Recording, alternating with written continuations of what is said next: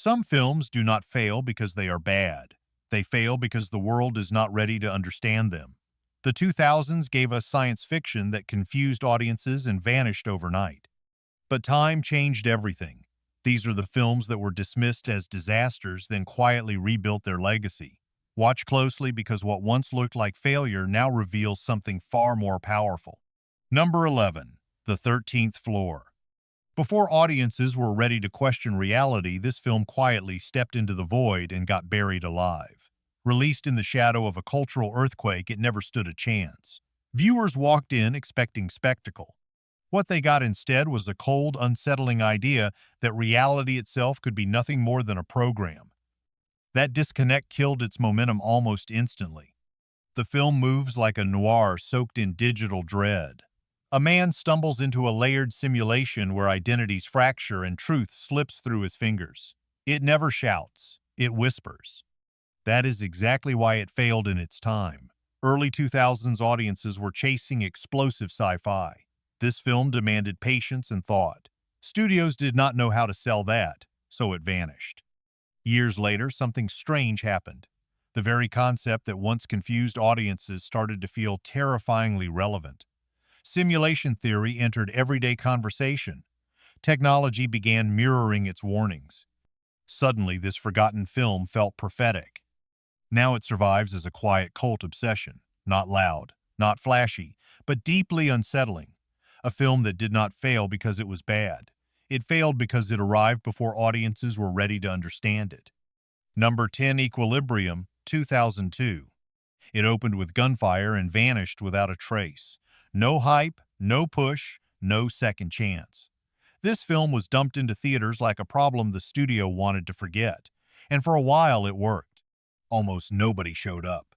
Set in a future where emotion is outlawed and humanity is chemically suppressed, this film builds a world that feels disturbingly controlled, a regime that fears feeling more than violence. At the center stands a man trained to destroy art, emotion, and memory. Then something breaks inside him, and everything changes. The action is precise, almost surgical. Gunplay turns into choreography. Violence becomes expression. Yet none of that mattered during release. Critics dismissed it as another imitation. Audiences ignored it completely. The timing was wrong. The marketing was non-existent. It disappeared. But disappearance has a strange side effect. It creates curiosity. Over the years, viewers discovered it piece by piece. Late-night screenings, DVD recommendations, word of mouth that refused to die. And slowly, the narrative flipped. Now it stands as one of the most discussed cult sci-fi films of its era, not because it followed trends, but because it challenged them. A film that failed in theaters yet found something far more powerful later. Loyalty. Number 9. Solaris, 2002. Silence. That is what this film offered when audiences expected noise. No explosions, no chase, just grief floating in space. And that choice cost it everything at the box office. Viewers walked in expecting a spectacle. What they experienced instead was something far more intimate and unsettling. The story unfolds on a distant station orbiting a mysterious planet. A psychologist arrives to investigate strange behavior among the crew. What he finds is not madness in the usual sense. It is memory made flesh. The planet reaches into the human mind and pulls out what hurts the most. Regret becomes real. Loss becomes physical. This was not the science fiction people were ready for. It asked questions without offering comfort. It slowed everything down and forced the audience to sit with emotion. Marketing sold it as romance mixed with mystery. The reality was something far heavier. That disconnect turned curiosity into rejection almost overnight. Yet time reshaped its fate. Viewers returned with different expectations. They stopped looking for answers and started feeling the experience. The quiet became powerful. The emptiness became haunting. The film transformed from a disappointment into a deeply respected piece of philosophical sci-fi. Now it exists in a different space, not as a failure but as a film that trusted its audience too much for its own time. And in doing so, it created something that lasts far longer than noise. Number 8. The Core, 2003. The premise sounded ridiculous from the start. The Earth stops spinning at its core, and a team must drill into the planet to restart it. Critics laughed. Audiences stayed away. The film was branded as nonsense before it even had a chance to defend itself. What unfolds is pure, unapologetic science fiction spectacle. A mission into the impossible where logic takes a backseat to imagination. Scientists become heroes. Physics bends. Danger escalates with every layer beneath the surface. It is bold in a way few films dare to be. That boldness became its downfall during release. The film refused to ground itself in realism. It leaned into absurdity with confidence. At the time, that felt like a flaw. Viewers wanted believable science. What they got was something closer to fantasy wrapped in scientific language. The result was rejection. But distance changes perspective. What once felt excessive now feels entertaining. The film does not pretend to be realistic. It embraces its own chaos. That honesty created a second life. Audiences began to enjoy it for what it is, rather than what it tried to be. Today, it thrives as a cult favorite, not because it makes sense, but because it refuses to. A disaster that became fun. A failure that learned how to survive through pure entertainment. Number 7. The Chronicles of Riddick, 2004. It tried to build a universe in one leap and crashed under its own ambition. This was not a sequel that played it safe. It expanded everything. Bigger worlds, bigger mythology, bigger stakes. And audiences were not ready to follow.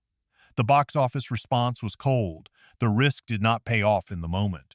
The story throws you into a galaxy ruled by a ruthless empire that conquers entire civilizations. At the center stands a man who barely fits into any system. Riddick is not a hero in the traditional sense.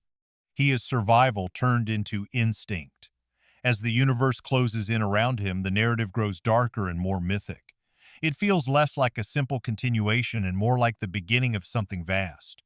That shift confused viewers at the time. Many expected a grounded follow-up. Instead, they got dense lore and heavy world-building. Critics saw it as overreaching. The scale felt too large for its own foundation. And so it stumbled. But time changed the conversation. Fans returned to it with patience. They started to appreciate the ambition rather than resist it. The film offered something rare. A science fiction world that did not simplify itself. It demanded attention. It rewarded curiosity. Now it holds a firm place in cult territory. Not perfect, not polished, but fearless in its vision. A film that failed because it aimed too high. And in doing so, it created a universe people still want to explore. Number 6. Serenity, 2005. It arrived with a loyal army behind it and still could not survive the battlefield. Fans of a canceled show waited for this moment like a second chance. The film delivered closure, but the wider audience never showed up in the numbers needed. The result was a quiet box office disappointment that felt undeserved. Set in a distant future where control spreads across human colonies, the story follows a crew living on the edge of authority. They are smugglers, survivors, outcasts. At the center lies a secret powerful enough to shake the entire system. As the truth surfaces, the tension tightens with every scene. What makes this film stand apart is its balance. Humor slips into danger. Humanity lives inside chaos. Characters feel real even when the world around them grows larger. That emotional core should have been its strength. Instead, it became a barrier for newcomers unfamiliar with its origins. The marketing struggled to bridge that gap. New viewers felt disconnected. Existing fans were not enough to carry it, and so the film faded too quickly from theaters. But the story refused to disappear. Word of mouth kept it alive. Fans introduced it to new audiences who discovered its depth without expectations. The narrative grew stronger with time. Now it stands as a cult cornerstone. A film that did not win in theaters but conquered something more lasting: devotion. Number 5, A Scanner Darkly, 2006. It looks like a hallucination from the first frame and never lets you feel stable again. Audiences did not know how to process it. Critics admired parts of it yet struggled to define it. The result was confusion that translated into silence at the box office. The film follows an undercover agent trapped inside his own assignment. Drugs distort perception. Identity fractures into multiple versions. Reality slips without warning. The rotoscope animation turns every movement into something unreal. Faces feel familiar yet distant. The world appears alive but never fully solid. That visual choice became both its signature and its barrier. At the time, viewers expected clarity. This film offered the opposite. It demanded attention and gave very little comfort in return. The narrative loops back on itself. Characters question their own existence. The audience is forced to do the same. That experience was too disorienting for mainstream appeal. Yet that same disorientation became its strength over time. Viewers return not for easy answers but for the feeling it creates. The paranoia feels authentic. The confusion feels intentional. It reflects a mind slowly collapsing under pressure. Now it is recognized as one of the most unique science fiction films of its era, not because it explains anything, but because it captures something impossible to explain. A descent into fractured identity that only grows stronger with every viewing. Number 4. The Fountain, 2006. 3 timelines. 1 emotion. Endless misunderstanding. This film reached for something deeply human and lost audiences in the process. Its release was met with division. Some saw beauty, others saw confusion. The box office response made the verdict clear. It failed to connect when it mattered most. The narrative weaves through past, present, and future without warning. A man searches for a cure. A warrior seeks eternal life. A traveler drifts through space toward a dying star. These stories are not separate. They mirror each other. They echo the same fear, loss, and the desperate need to overcome it. That structure challenged expectations. Viewers looked for a straightforward story. Instead, they found symbolism layered over emotion. The film speaks in images rather than explanations. It asks the audience to feel rather than understand. At the time, that approach felt alienating, but distance brought clarity. The film began to resonate with those willing to engage with its rhythm. Its themes of love and mortality gained weight. The visuals transformed from confusing to poetic. What once felt distant became deeply personal.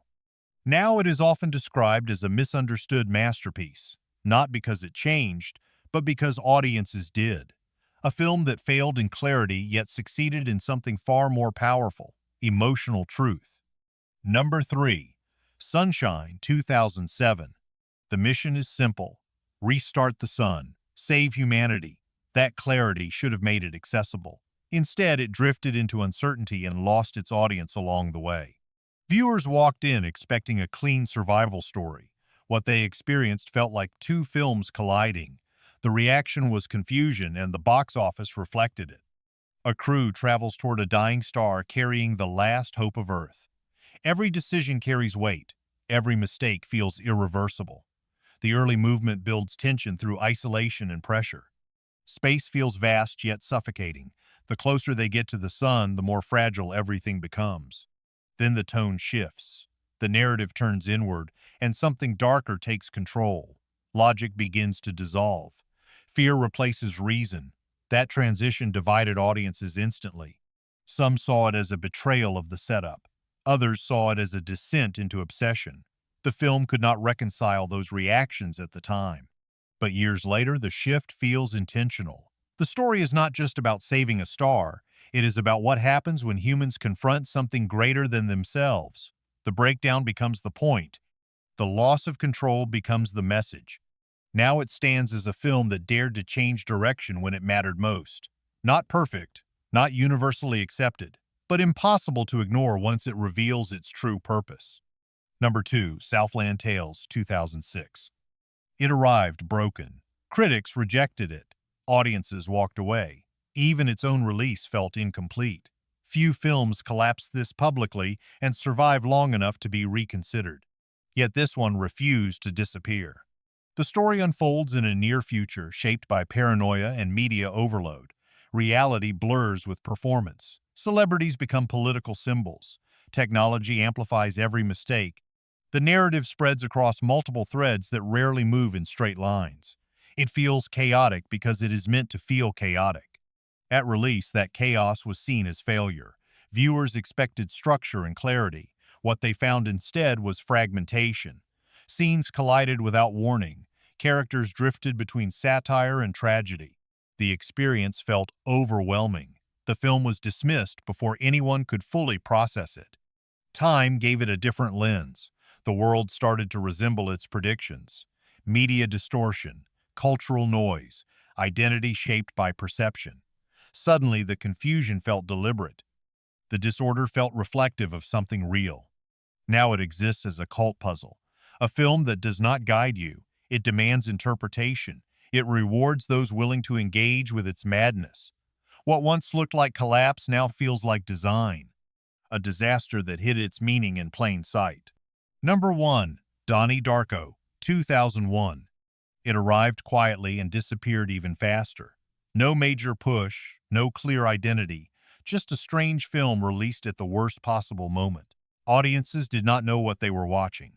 The box office reflected that confusion. It failed before anyone had time to understand it. A troubled teenager begins seeing a figure in a rabbit suit that predicts the end of the world. Time bends, reality fractures. Small choices ripple into something far larger. The story refuses to explain itself in simple terms. It builds a puzzle that feels personal and cosmic at the same time. At release, this complexity became a barrier. Viewers expected answers. The film offered questions instead. Its tone shifted between dark humor and quiet dread without warning. That unpredictability pushed mainstream audiences away. Critics were divided. The film slipped into obscurity almost immediately. Then something changed. Late-night screenings, word of mouth, home video discovery. Audiences returned with curiosity instead of expectation. The same confusion that once rejected it became the reason to explore it. Each viewing revealed new layers. Each interpretation felt valid. Now it stands as one of the defining cult sci-fi films of its generation, not because it explains everything, but because it invites you to keep asking. A film that failed in its moment yet refused to stay forgotten. These films did not just survive failure. They evolved beyond it. What audiences rejected became something worth revisiting again and again. If one of these changed your perspective, then you already understand. Sometimes the greatest stories are not the ones that succeed instantly, but the ones that refuse to disappear.